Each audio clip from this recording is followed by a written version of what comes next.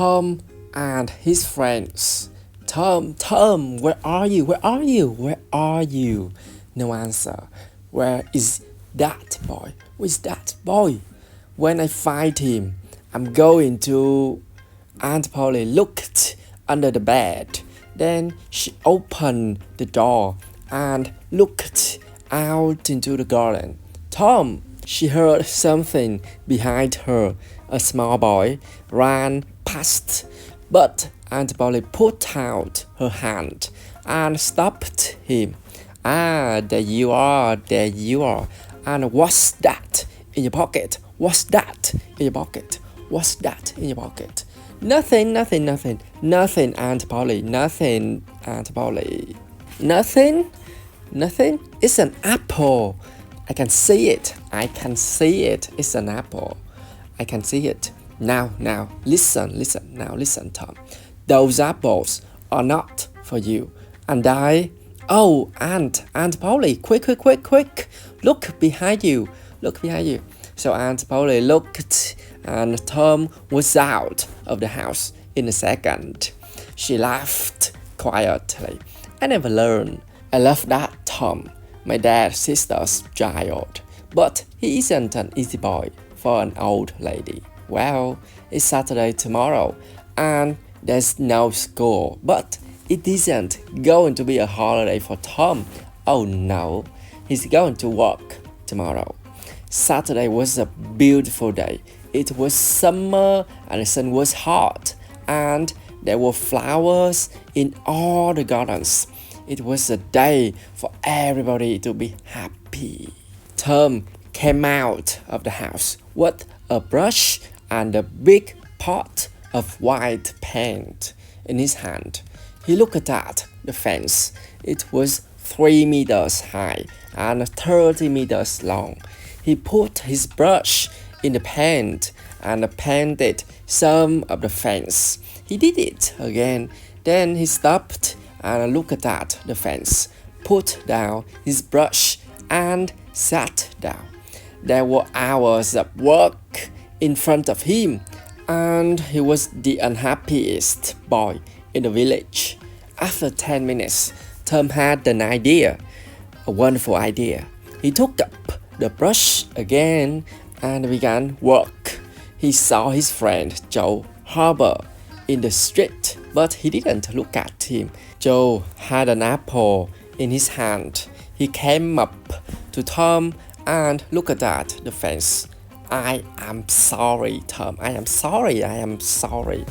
Tom said nothing. The paint brush moved up and down. Working for your aunt? Joe said. I'm going down to the river. I'm sorry you can't come with me. Tom put down his brush. You call this work? Painting a fence? Of course, it's work.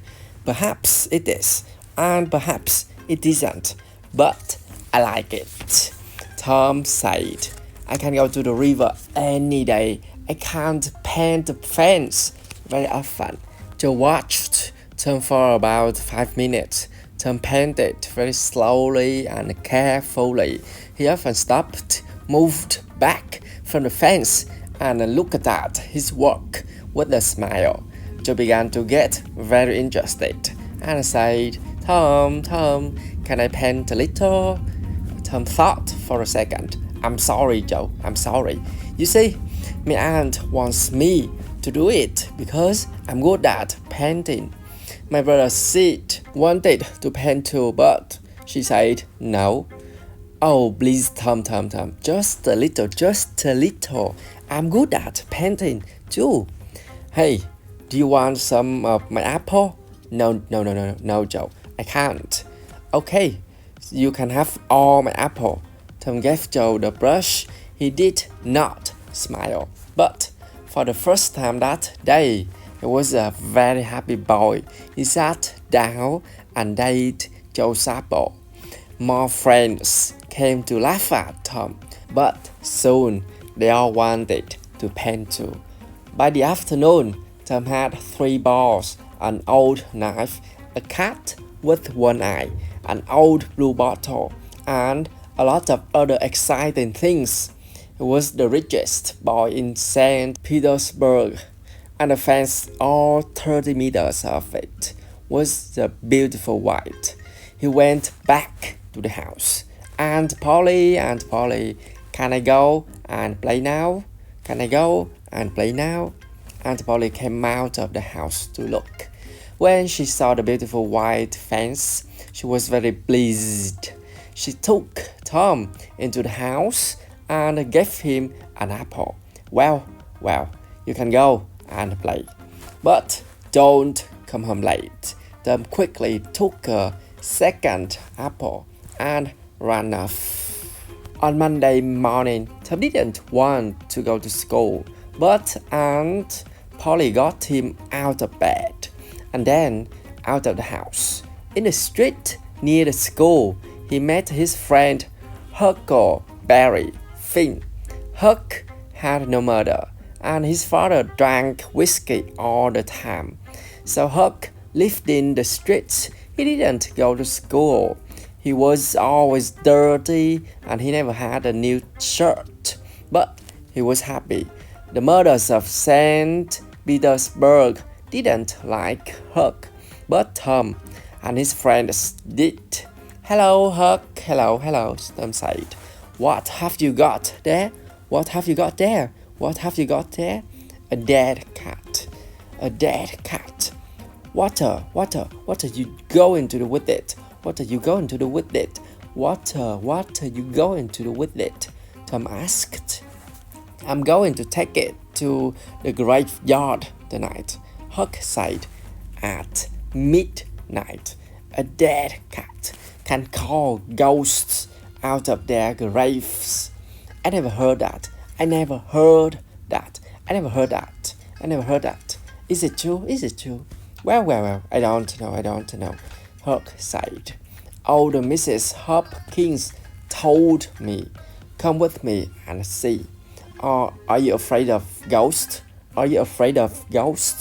Of course not, Tom said.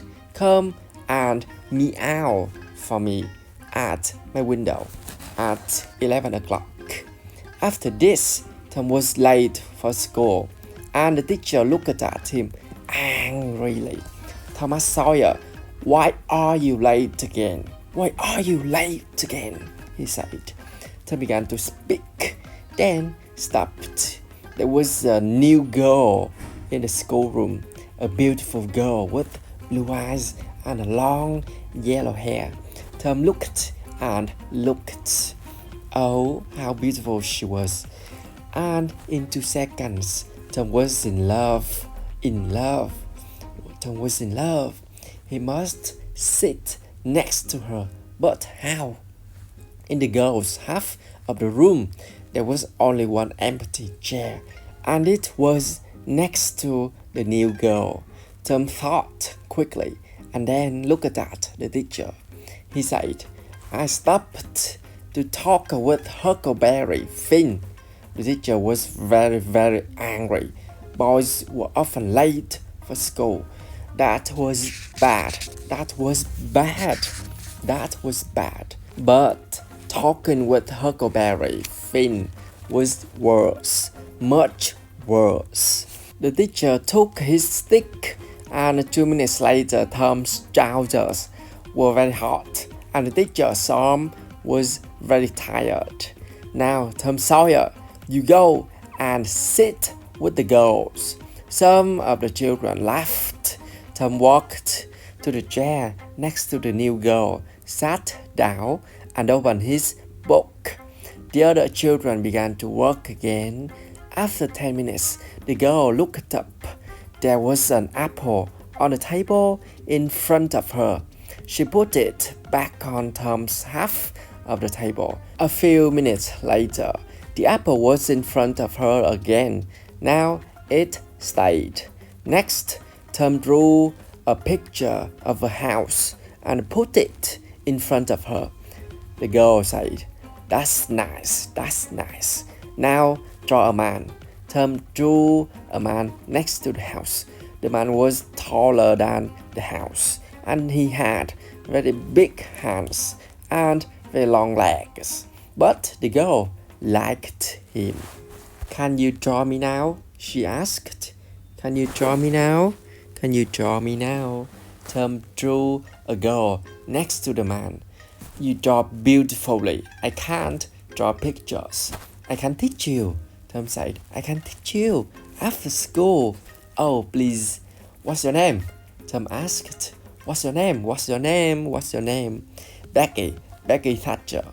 Just then, Tom felt a hand on his head. It was the teacher. He took Tom by the ear and moved him back to his chair in the boys' half of the school.